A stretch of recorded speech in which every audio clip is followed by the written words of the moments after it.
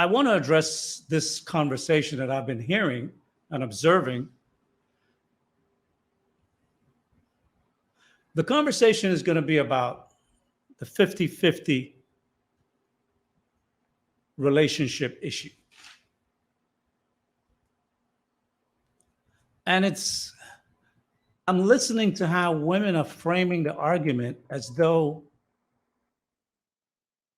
they don't want no 50-50 relationship. They want a guy that's going to pay everything or the majority of everything, 80 to 90%.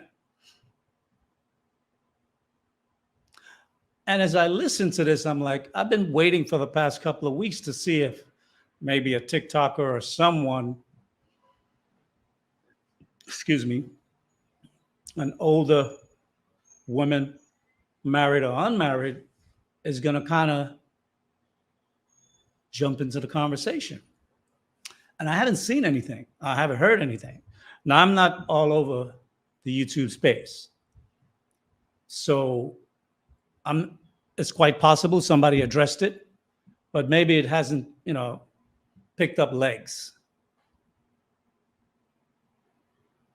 And I think that's why a few weeks ago when I said it's necessary for OGs, those of us who are articulate, did not fall to many of the entrapments that the 80s and the 90s were able to catch a lot of brothers, whether they went to the joint or, they were just kind of like not financially stable.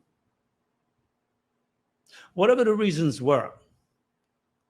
But fortunately, I never fell into any of those situations. So mentally, I'm clear. Physically, I'm strong. And what I'm going to address really is like, I can't understand why so many young men and, some older brothers as well, but I'm not going to address it to the men at this moment because there's so many women that are coming into the space. And I think obviously after Kevin Samuels blew up, a more focused attention have been placed on the conversation between men and women and black men and black women. And men have been obviously getting a lot of foothold in the promotion of what men want out of a relationship.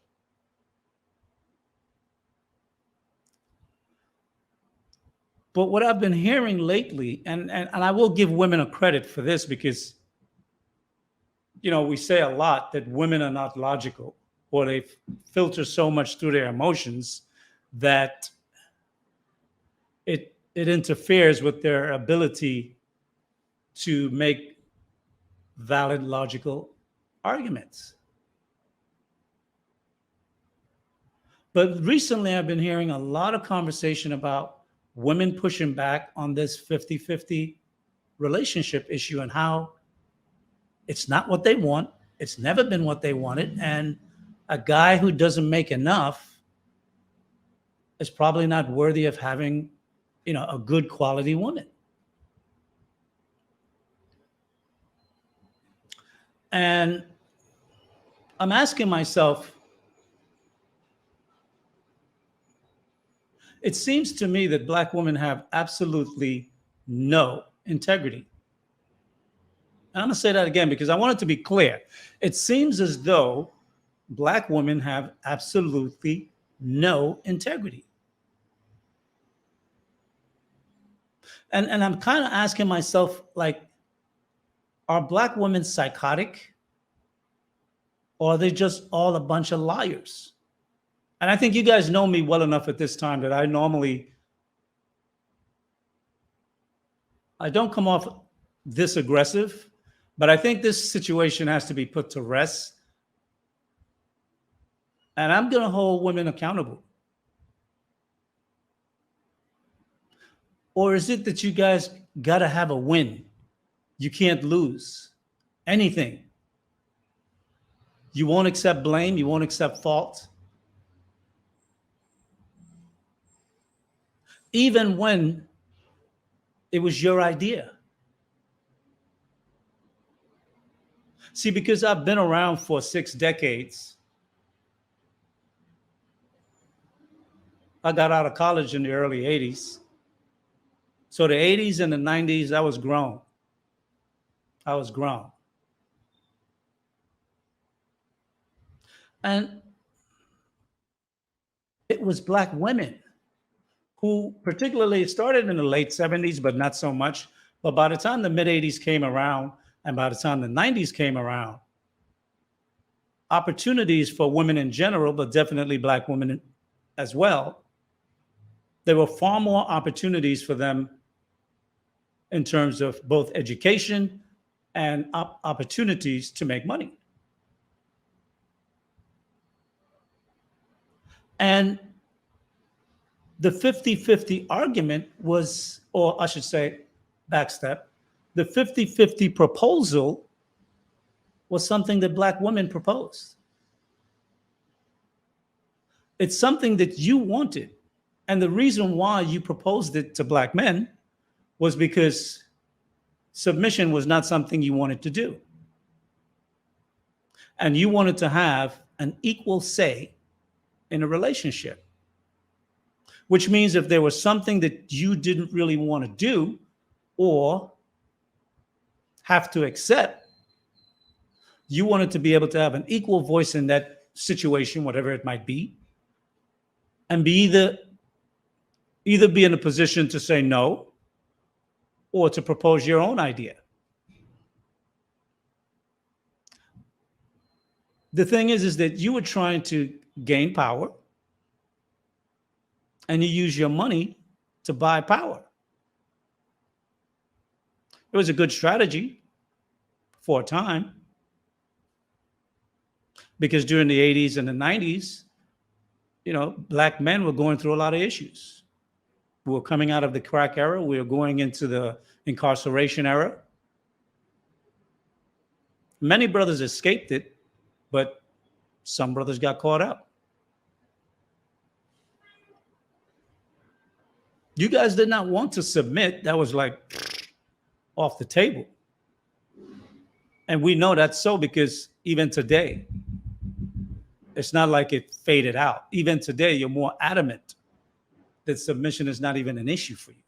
It's not even a conversation. You didn't want to submit, and you didn't want to obey a Black man for nothing.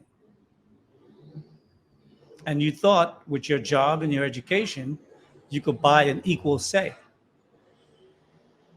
If you're paying X amount of the bills, you have a seat at the table. You wanted authority. And in some cases, especially if you made more money than the man you were in a relationship with, you wanted to be able to dictate. You wanted to be able to tell Black men what he could and couldn't do.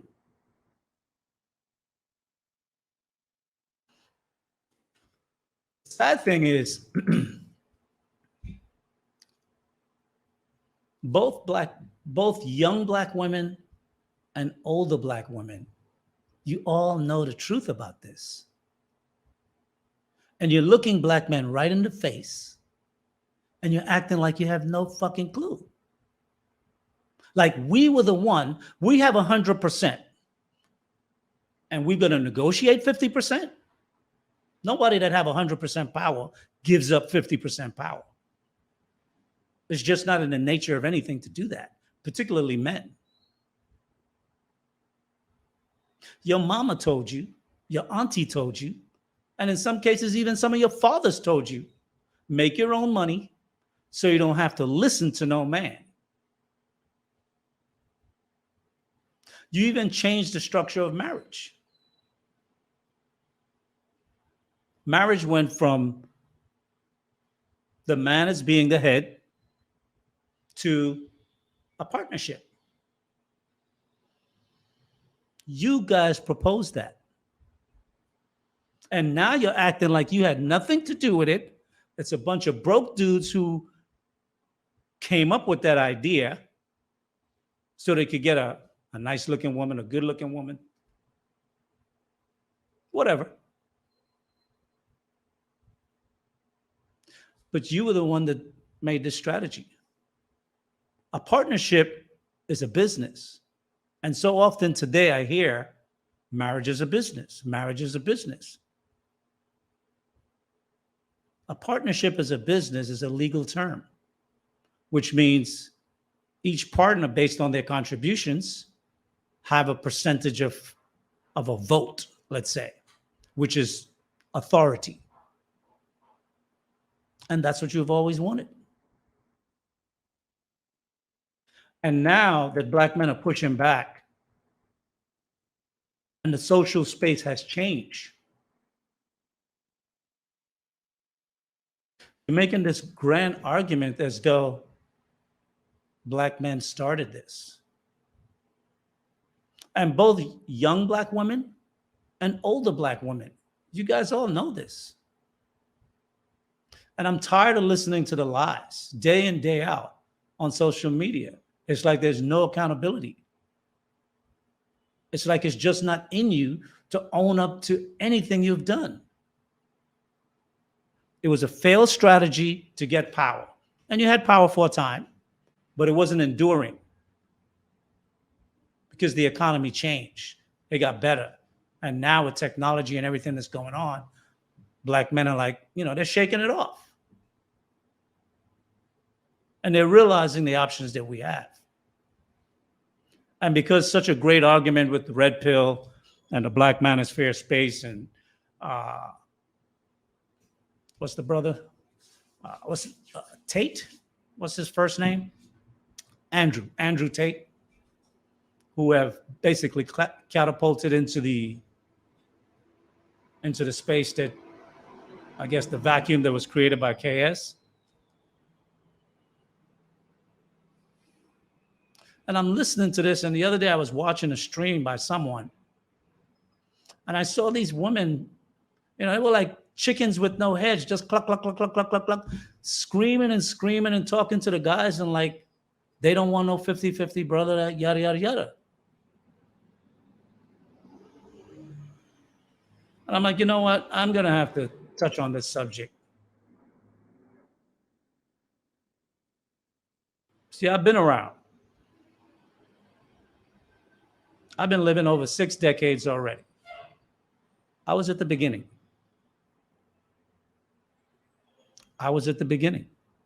So I know. I was dating in the 80s, got married in the 80s, got divorced in the 90s. And I've had several relationships from many different women. And it's kind of disgusting because even the so-called good Black women, because there are women that say they're good, they want to be with a Black man, they want to build a family, they want to contribute to the rebuilding of the Black community. They have not said a word. They're silent. I've been looking to see who's going to do a TikTok. I have not seen one single TikTok on this subject. Setting the record straight. That's what I'm talking about. I see the opposite argument.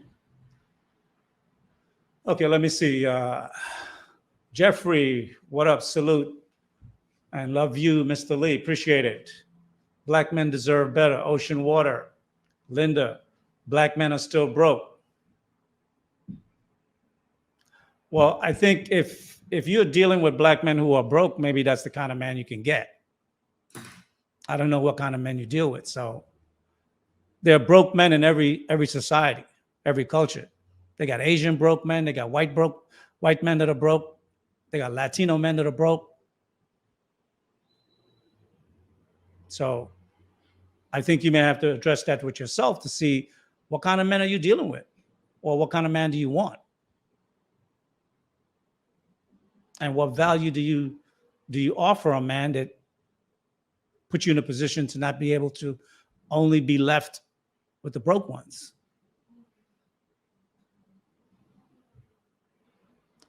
Let's say long shot beat. Has anybody else had random black women beg them for money? Okay, somebody in the chat can probably respond to that. I don't know. Okay, Furious Styles. Shameful tactics is why black men date out. Well, I think, black men are starting to develop a rougher exterior, not to be so easily affected by words. Not all. There's still a lot of black men who are very sensitive. But I think as the conversation build and grow, more and more men are going to develop the mental strength first, and then they'll develop the emotional strength after. John O, thanks for the super chat. 12 euros. Much appreciated. Thanks a lot, brother.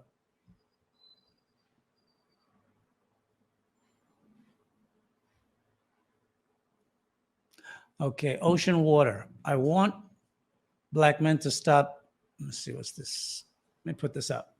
I want black men to stop settling for less and explore all options. Well, I think that is something that the seeds have been planted. The information is being spread day by day. And I think 2023 is going to be a transition year, because every day black men become stronger in what they want and openly stating it. And whether you try to embarrass us or not, guilt us, or any other form of shaming, like, brothers are just not falling for it no more. A couple of days ago, I usually don't go on Facebook that often, but I received several messages from people I know. So I said, let me check it out. And then I saw a young lady who was making a proposition. And it was a very funny proposition. And she said, if she has to be in a relationship where she has to contribute 50%, that she should be allowed to cheat. And I was like, okay. So I listened to the rest of her argument.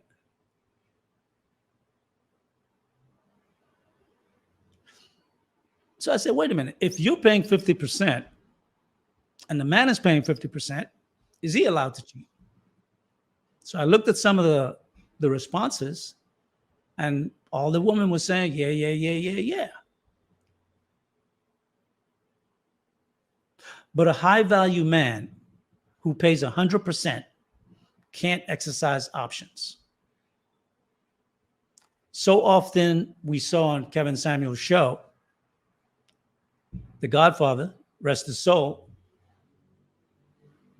So often we saw black women say, even if he pays 100%, whether he makes 100,000, a million, or more, he shouldn't have the right to cheat. No matter how many boxes he checks off for that woman that have accepted to be in a marital relationship with him, she feels he can't cheat.